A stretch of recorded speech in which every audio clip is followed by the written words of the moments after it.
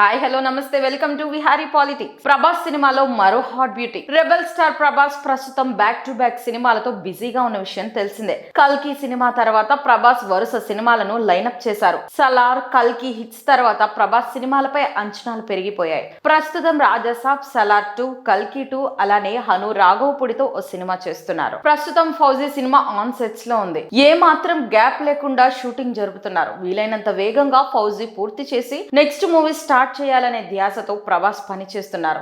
ఇక ఫౌజీలో డార్లింగ్ జోడీగా అమాన్వి నటిస్తోంది.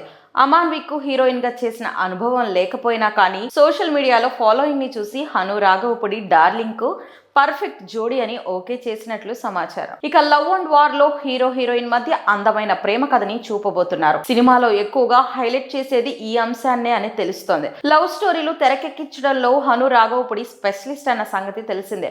అయితే ఈసారి వార్ బ్యాక్ డ్రాప్ లో పాన్ ఇండియాకి కనెక్ట్ చేస్తూ చెప్పే ప్రయత్నం చేస్తుండడంతో మరింత బజ్ నెలకొంది. ఇదిలా ఉండగా ఈ సినిమా గురించి మరో ఇంట్రెస్టింగ్ న్యూస్ లీక్ అయింది. ఇదే సినిమాలో బాలీవుడ్ బ్యూటీ ఆలియా భట్ కూడా నటిస్తోందట. ఇందులో ఆలియా యువరాణి పాత్రలో కనిపించనుందని సమాచారం.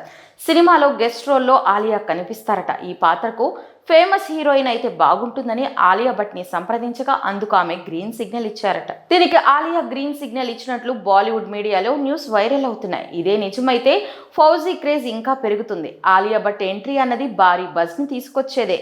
ఇప్పటికే ఆలియా త్రిబుల్ లో సీత పాత్రలో ఆడియన్స్ కి దగ్గరైంది. కాసేపు కనిపించే పాత్ర అయినా ఆమె యాక్టింగ్ కి తెలుగు ఆడియన్స్ ఫిదా అయ్యారు. అయితే ఫౌజీలో ఎంట్రీ ఇస్తే తిరుగులేదనే చెప్పాలి.